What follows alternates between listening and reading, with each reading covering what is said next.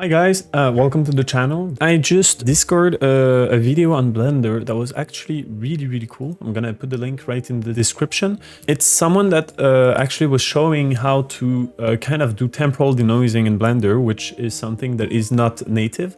And I just built the same thing in Nuke with some adjustments, and it works pretty well. So let me demonstrate.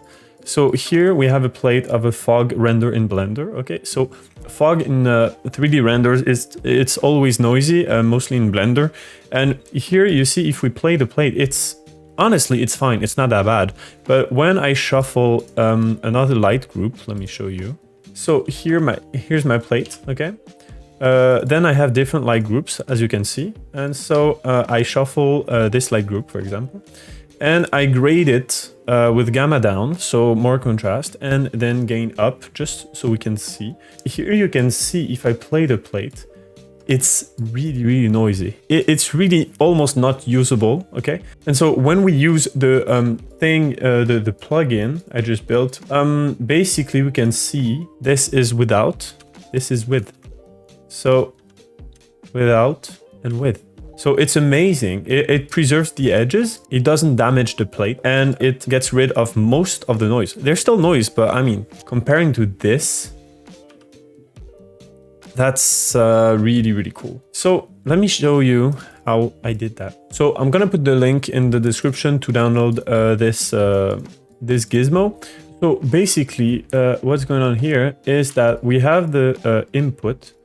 Then we get the frame before, so it's a time offset -1, then the frame after, then we plus it, okay?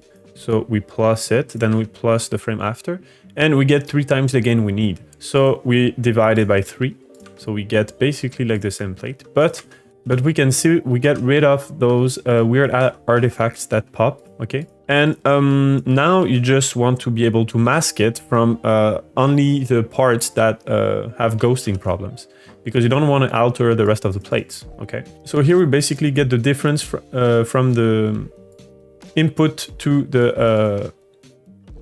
So here we basically get the difference between the frame before and the frame that it's in, and same for the frame after. Then, so this difference, we can see that it's basically showing us where those inconsistencies are.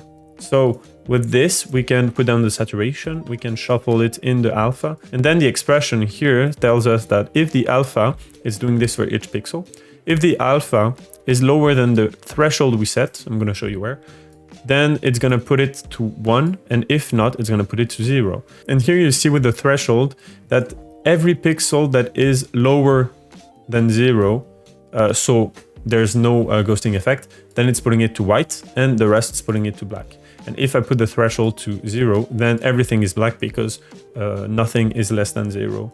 Then I multiply it with the same setup for the frame after. So we get an average between those two because it's different patterns, okay? And then I soften it because I don't want to have edge problems, and that's pretty much it. So you can test it for yourself and tell me if you find problems or if there's something not working. So here I'm showing you how to get this plugin working in Nuke directly. So after downloading the zip, you have to unzip it and put it in that folder.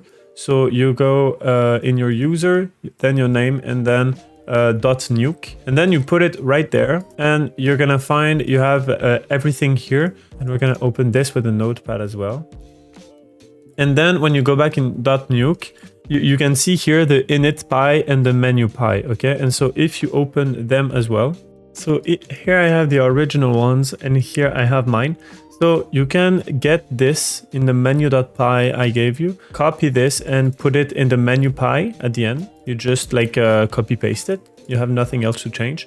So after doing this with the menu py, you can go in the description and I put it this exact sentence that you can copy and paste in the init py just at the end. After that, you can save both files and it should work. And then next time you open Nuke, you should have right here my plugin. I hope this video was useful to someone. Thank you again to Ganondorf for the original video on Blender. The channel is right in the description. If you like Blender and new content, please feel free to subscribe to the channel, and see you next time. Have a good one.